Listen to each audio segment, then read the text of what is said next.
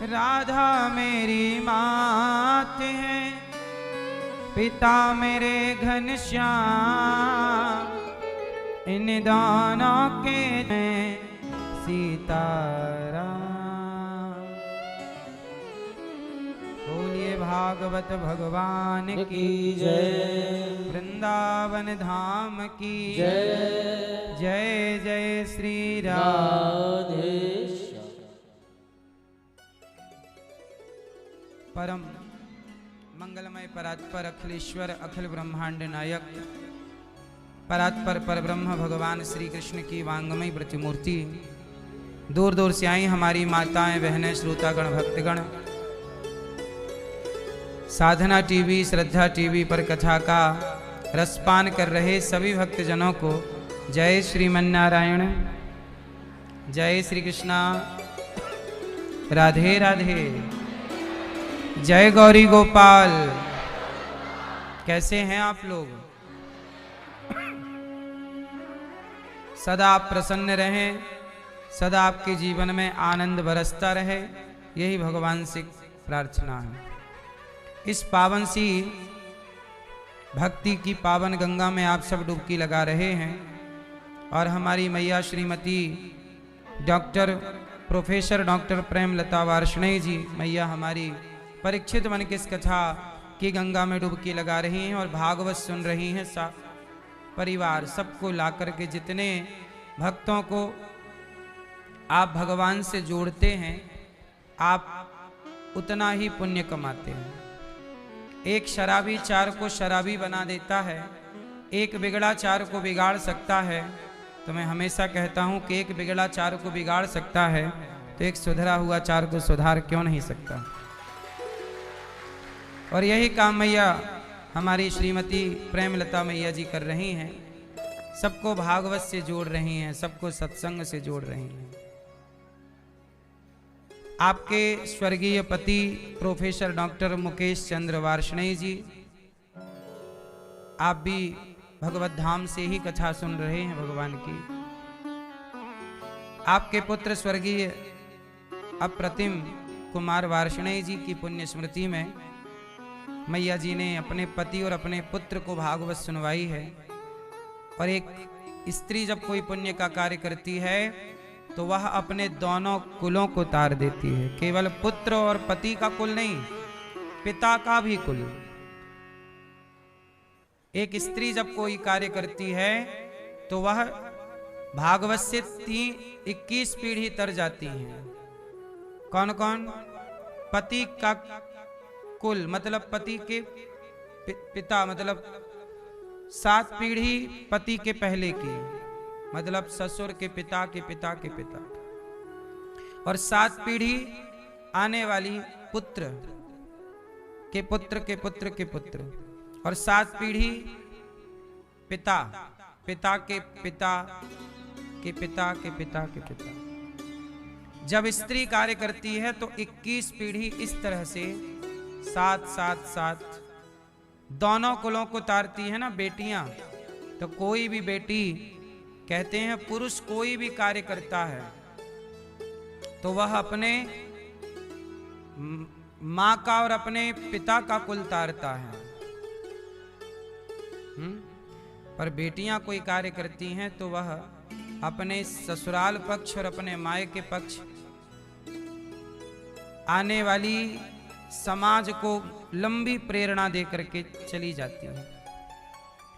आपके पुण्य से, पुरुष के पुण्य से केवल आपके पितर तरते हैं, पर स्त्री के पुण्य से आपके पितर और स्त्री के अपने माता पिता के पितर पूर्वज सब कोई तर जाता है। इसलिए कहते ना बेटा एक कुल तारता है, बेटी 2। बेटा भाग्य से होता है, बेटियां सौभाग्य से होती हैं। 100 मतलब 100 भाग्य से। भाग्योदयेन बहुजन्म समर्जितेन। इसलिए कहता हूं कि एक बेटी सबकी होनी चाहिए, कम से कम, अधिक से अधिक तो ठीक है, पर बेटियां सबको होनी चाहिए। बेटा है अच्छा है, कई लोग परेशान हो जाते हैं कि हमारी तो बेटी ही बेटी है, बेटा तो है नहीं।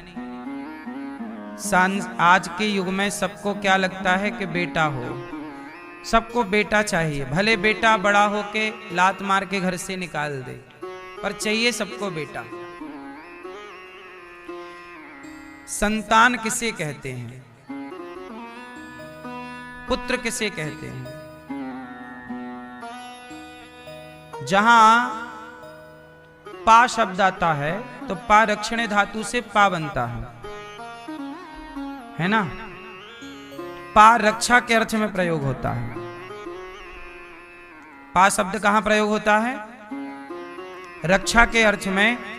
तो पुत्र में भी पा है, पुत्री में भी पा है, पिता में भी पा है, परमात्मा में भी पा है। अब रक्षा के अर्थ में क्या है? पत्नी, पति। पति किसे कहते हैं? पत्नी किसे कहते हैं? पुत्र किसे कहते हैं? पुत्री किसे कहते हैं? यदि मैं आपसे पूछ लूं कि पुत्र किसे कहते हैं, तो कौन जवाब देगा? पुत्र किसे कहते हैं? जो अपने पिता को, अपने पूर्वजों को पतित होने से बचाए, उसका नाम पुत्र है। पतित होने से, इसका अर्थ ये निकला कि आप कोई भी ऐसा कार्य ना करें जिससे आपके पूर्वजों को, आपके पिता को शर्मिंदगी का मुंह देखना पड़े। ऐसा काम करिए। अब जैसे समाज में आजकल बेटा जुआ खेलने लग जाए, शराब पीने लग जाए, पराई औरत के चक्कर में पड़ जाए, तो इससे वो अपने कुल का नाम बढ़ा थोड़ी रहा है, वो अपने कुल का नाम मिट्टी में, तो वो पुत्र नहीं है। इसलिए इन्हें सीधी भाषा में कहते हैं, एक होता है पुत्र, पुत्र, एक होता है मूत्र। ये सब मूत्र के तुल्य हैं, जो अपने समाज में अपने पिता की, अपने इज्जत को गिरा दें। ये पुत्र कहाँ है? तो मूत्र की तरह गंदगी है। कहते ना, जननी जने तो भक्त जने, या दाता या सूर, या से तो बंध्या भली काहे गवावे नूर। मैया बच्चे जन्म दो तो योग्य बच्चे जन्म दो, अयोग्य ना। यदि आपका बेटा श्रेष्ठ है विचार का, आजकल के बच्चे अपने माँ बाप की सेवा नहीं करते, इनसे समाज की सेवा की क्या उम्मीद करोगे आप? जो अपने माँ बाप को ठीक से नहीं रख सकते, वो समाज की क्या सेवा करेंगे? इसलिए बच्चे कैसे हों, केवल पैदा कर लेने से बच्चा नहीं हो जाता। माता शत्रु पिता वैरी, ये न बालो न पाठिता, न शोभते सभा मध्य हंस मध्य व को यथा। ये पाठ हमने 7वीं क्लास में पढ़ा था। ये श्लोक हमारे यहाँ संस्कृत की बुक में था। संस्कृत में 7वीं 8वीं में ये श्लोक था, माता शत्रु। तो जब मैंने पहली बार ये श्लोक याद किया तो मैं गांव में सबको सुनाने गया। सुनो, आज एक श्लोक सुनाते हैं। माता शत्रु पिता वैरी, ये न बालो न पाठिता, न शोभते सभा मध्य हंस मध्य वको यथा। तो गांव के लोगों ने बोला कि भाई इसका अर्थ क्या है? तब हमने कहा कि देखो, आज हमने पढ़ाई की और इसमें ये पढ़ा कि माता शत्रु, वह माता शत्रु है, माता शत्रु पिता वैरी, वह पिता वैरी है, ये न बालो न पाठिता, जो अपने बच्चों को पढ़ाते नहीं हैं, ठीक ठीक संस्कार नहीं देते, वो माता पिता ही अपने बच्चों के सबसे बड़े दुश्मन हैं। यदि आपने अपने बच्चों को संस्कार नहीं दिया तो आपके बच्चों का दुश्मन कौन? हमारे एक सर ने, जब हम स्कूल में थे तो हमारे एक सर ने एक कहानी सुनाई थी, छोटी सी।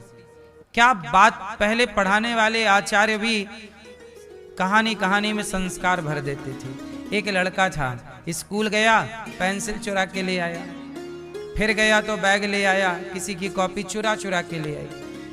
तो माँ ने कहा, बेटा ये बैग कहाँ से ले आया? बोला चुरा के लाया हूँ। माँ बोली बढ़िया है, खरीदना पड़ता, तूने अच्छा है कैसे ले आया, खरीदना नहीं पड़ेगा। अब तो बेटे को घर से सह मिल गई ना माँ की, क्या माँ तो कुछ बोलती नहीं है। अब तो धीरे धीरे वो बड़ा हुआ तो चोर बन गया, सब चुराता। फिर बड़ा हुआ तो डाकू बन गया, बड़ा।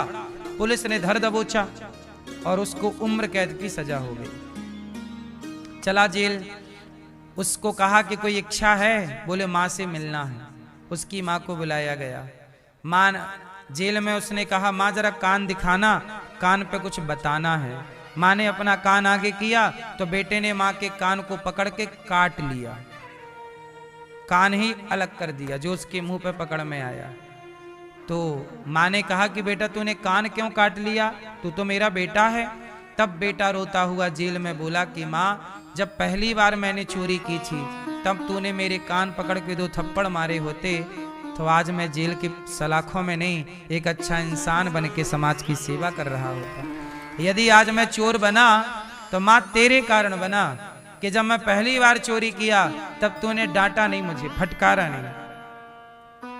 सही वक्त पर ना डांटना भी तो पाप है ना मेरी माँ, ना रोकना ना टोकना भी पाप है।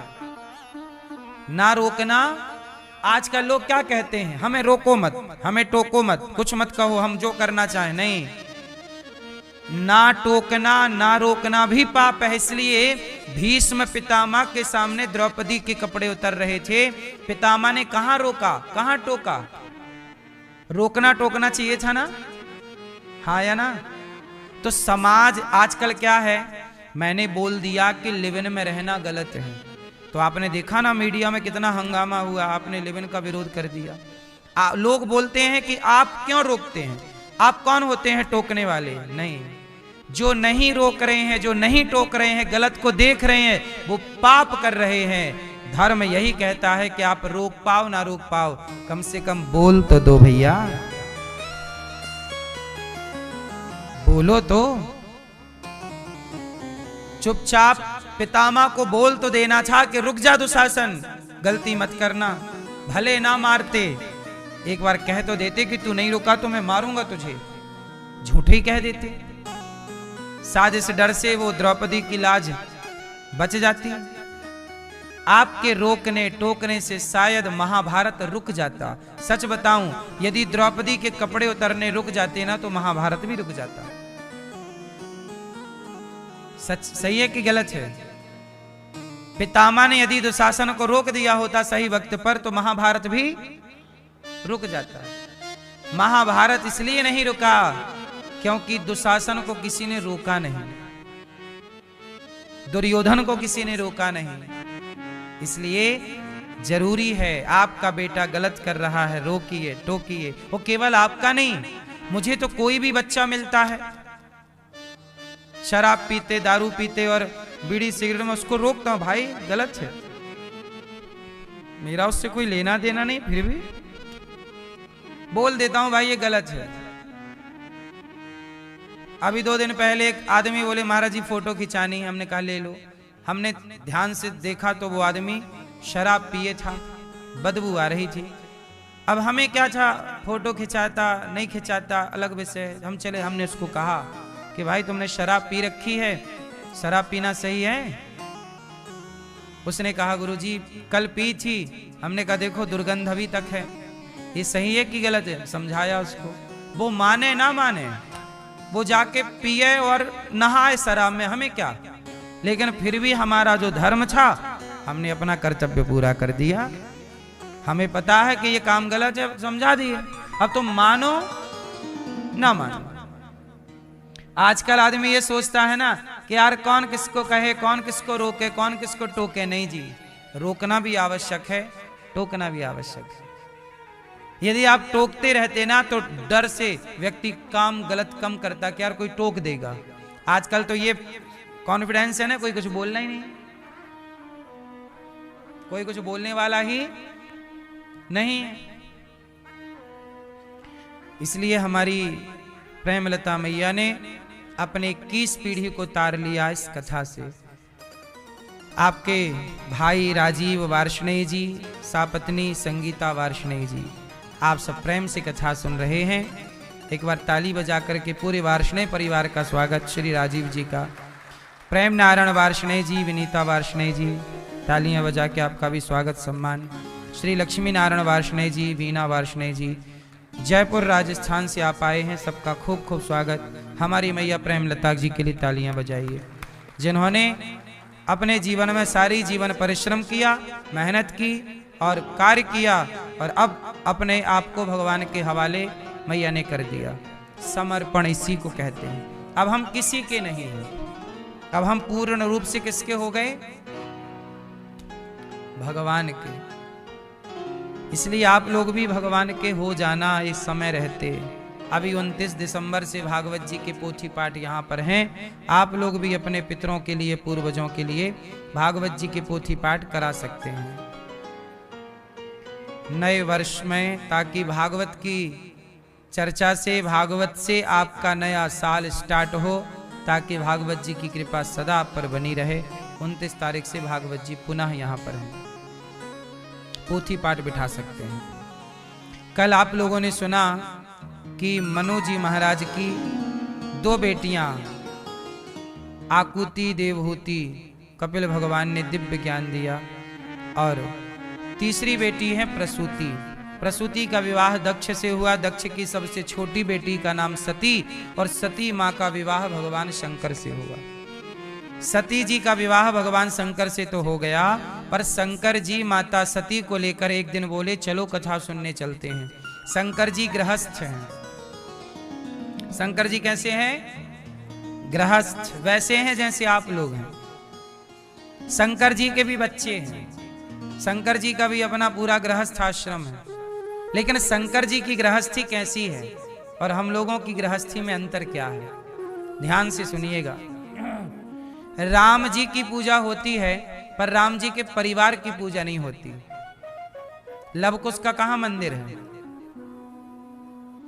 कृष्ण जी की पूजा होती है, पर कृष्ण जी के परिवार की पूजा नहीं होती। हाँ या ना? पर शंकर जी ऐसे हैं जिनके पूरे परिवार की पूजा होती है। शंकर जी, उनकी पत्नी पार्वती जी, उनके पुत्र गणेश जी, उनके पुत्र कार्तिकेय जी, यहां तक कि उनका वाहन नंदी, उनकी भी पूजा होती है। मंदिर के बाहर नंदी महाराज का पहले दर्शन। शंकर जी के पूरे परिवार की पूजा है, पत्नी की भी पूजा है, पुत्र की भी पूजा। 2 बेटे हैं दोनों की। कोई भी शिवालय ऐसा ना होगा जहां पूरा परिवार ना हो। बोलो हाँ कि ना? चलो बताओ, शंकर जी से आपको क्या मैसेज मिला, क्या प्रेरणा मिली? शंकर जी पत्नी के साथ हैं, पुत्र के साथ हैं। इसका मतलब ये है कि शंकर जी ये कहना चाहते हैं कि जीवन का सुख क्या है? परिवार एकजुट है, यही जीवन का परम सुख है। परिवार एकजुट है, और ये शिवजी सिखाते हैं कि परिस्थितियां कैसी भी हों। अच्छा, शिवजी की परिस्थिति जितनी बुरी है, इतनी बुरी परिस्थिति आपकी भी नहीं है। अब देखो शंकर जी की परिस्थिति कैसी है। शंकर जी का वाहन है नंदी, और दुर्गा मैया मतलब पार्वती जी का वाहन है शेर। अब शेर और नंदी की जन्मजात दुश्मनी है, पर एक दूसरे के दुश्मन होने पर भी एक साथ रहते हैं कि नहीं? बोलो हाँ। शंकर जी के गले का हार है सांप, और गणेश जी का वाहन है चूहा, और ये दोनों जन्मजात दुश्मन हैं, विरोधी हैं। पर शंकर जी के यहां प्रेम से हैं कि नहीं? अब सांप और मोर की जन्मजात दुश्मनी है, मोर खा जाता है सांप को, और कार्तिकेय जी का वाहन मोर है। मतलब शंकर जी, अब सुनो, शंकर जी का घर कहाँ है? कैलाश। कैलाश बिल्कुल ठंडा, और ठंडे कैलाश में ऊपर से ठंडी ठंडी गंगा खोपड़ी में भगवान नारायण ही 3 शक्तियों के रूप में प्रकट हो जाते हैं। वही डिवाइड हो गए 3 भागों में, ब्रह्मा विष्णु महेश। बोलो हाँ। अब जरा सोचिएगा,